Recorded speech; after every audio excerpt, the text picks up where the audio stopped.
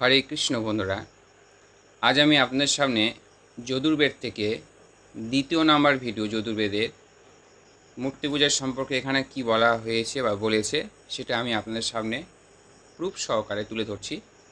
ধৈর্য সহকারে ভিডিওটি সম্পূর্ণ আপনারা দেখবেন, পড়বেন, তারপরে আপনাদের নিজেদের মূল্যবান মতবাদ কমেন্ট করে অবশ্যই জানাবেন। আসুন এখানে কি বলেছে, সংস্কৃত শ্লোকগুলো আমি দিয়ে দিচ্ছি, আপনারা পড়ে নেবেন।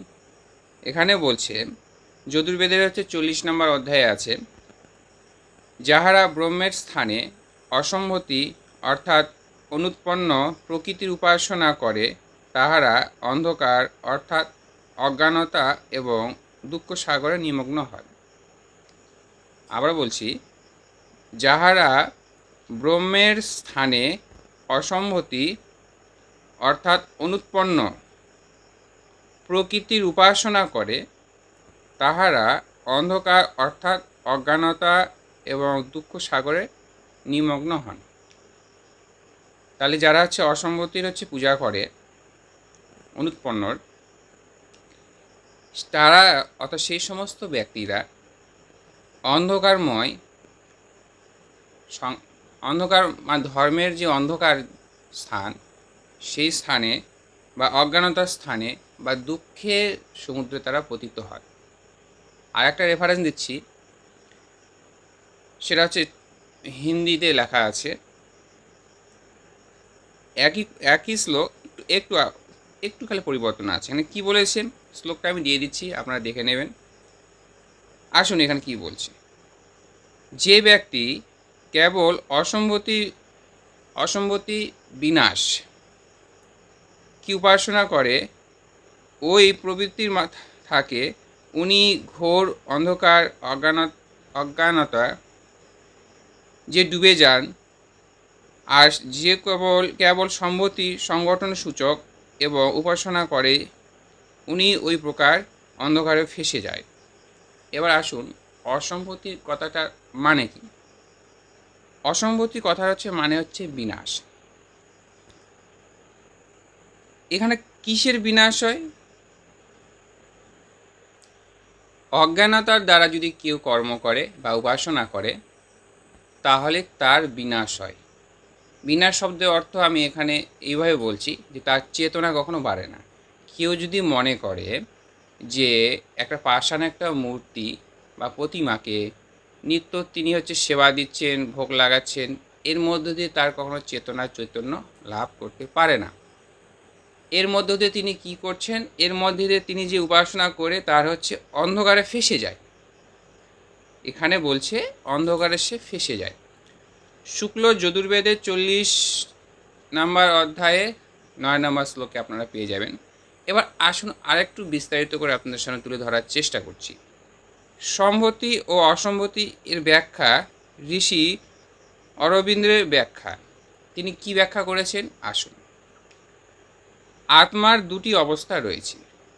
আত্মা বলতে এখানে আমাদেরকে জীব আত্মাকে বলা হয়েছে, কারণ জীব আত্মা সাজাপ্রাপ্ত হয়, কারণ পরমাত্মার তো বিনাশ নেই।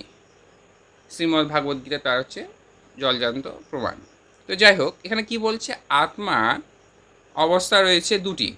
আত্মার দুটি অবস্থা রয়েছে, একটা সর্বগত, আরেকটি সর্বাতীত বা সর্বাতীত। আত্মার এই দুটি অবস্থা আছে বলিয়াই মানবীয় চেতন সত্তার দুটি ভাব দৃষ্টি হয়। যে এরকম দুটি আত্মার অবস্থা আছে, তার ফলে মানবতা মনুষ্য জাতির দুই রকম চেতনার সৃষ্টি হয় বা দৃষ্টি হয়। একটি জন্ম বা সম্ভতি, অপরটি অজন্ম বা অসম্ভতি। জন্ম মানে বুঝতে পারছেন, আর অজন্ম মানে অসম্ভতি বলেছে। যে পূর্বজনের স্বীকৃতির কথা অনেকে বলে না, সাধুরা যারা ভাগবত আসলে ভাগবত কথা বলেন যে পূর্বজনের স্বীকৃতির ফলে নাকি পাওয়া যায়, এই সমস্ত কথা বলেন। আচ্ছা, কথা বাড়তি না বলে কি বলেছে আপনাদের সামনে বলছি। মানুষের জন্মের বিক্ষুব্ধ অবস্থা হইতে যাত্রা করে এবং ক্রমে সে এই গতি হইতে মুক্ত হইয়া চেতন সত্তার যে নিষ্ক্রিয় শান্ত অবস্থা তথাতেই পৌঁছায়, ইহাই অসম্ভতি। প্রকৃতিতে জন্মে গ্রন্থি হইতেছে অহংকার, ভুল বললাম, অহংজ্ঞান। প্রকৃতির জন্মে গ্রন্থি হইতেছে অহংজ্ঞান, মানে অহংকারী বলবো। এই অহংজ্ঞান বিনষ্ট হইলে মানুষ অসম্ভতিতে অবস্থা প্রাপ্ত হয়। এই কারণেই অসম্ভতিতেই বলা হয়েছে বিনাশ। তো যাই হোক, এখানে যা লেখা আছে সেটা আমি আপনাদের সামনে তুলে ধরলাম। তো মূলত হচ্ছে এই যজুর্বেদে 2 নম্বর ভিডিও আমি আপনাদের সামনে তুলে ধরলাম, পরেও আপনাদের সামনে বলার চেষ্টা করলাম। তো দেওয়া থাকবে, আপনারা অবশ্যই করে নেবেন। তাহলে এখানে মূল একটাই কথা বলবো শেষে, যে যারা হচ্ছে মূর্তি পূজা করে বা মূর্তির উপাসনা করে, তারা হচ্ছে ঘোর অন্ধকার অজ্ঞানতার মধ্য দিয়ে বিনাশপ্রাপ্ত হয়। তো যাই হোক, আপনাদের মতবাদ, মূল্যবান মতবাদ আপনারা অবশ্যই করবেন। তার মধ্য দিয়ে আমি উৎসাহিত হই, অনেক কিছু আপনাদের কমেন্টের দ্বারা জানা যায়, এবং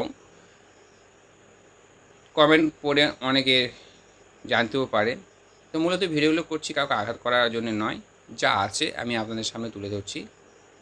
কেউ দয়া করে মাইন্ডে নেবেন না, কারণ হচ্ছে এগুলো তো আমার কথা না, বেদের মধ্যে লেখা আছে, সে কথাগুলি আপনার সামনে তুলে ধরছি। পূর্বে যে একটা বেদে আমি তুলে ধরেছি সেটা দেখবেন, গীতা থেকে তুলে ধরেছি মূর্তি পূজা সম্পর্কে, সেটাও যাই দেখবেন, ভাগবত থেকে তুলে ধরেছি সেটাও যাই দেখবেন, পুরাণ থেকে তুলে ধরেছি সেটাও যাই দেখবেন মূর্তি পূজার সম্পর্কে কী বলেছেন। এছাড়া সত্যার্থ প্রকাশ থেকেও আমি তুলে ধরেছি মূর্তি পূজার সম্পর্কে ওখানে কী বলেছে। তারা সর্বদাই হচ্ছে পাপ কাজ করে অজ্ঞানতার দিকে চলে যায়, তাদের হচ্ছে সর্বদাই বিনাশপ্রাপ্ত হয়, তাদের চেতনা বিনে জীবের উদ্ধার হয় না। তাই শাস্ত্রের কথা বললো একটাই, যে আত্মতত্ত্ব পরতত্ত্ব, আত্মতত্ত্ব গুরুতত্ত্ব পরতত্ত্ব সার, আত্মতত্ত্ব বিনে জীবের গতি নায়ক আর, এই কথাটি বলে। তো যাই হোক, ভিডিওটি শেষ করছি। আপনাদের মতবাদ অবশ্যই কমেন্ট করে জানাবেন। জয় শ্রীরাম, জয় রাধেশ্যাম, গুরু গোবিন্দের জয় হোক।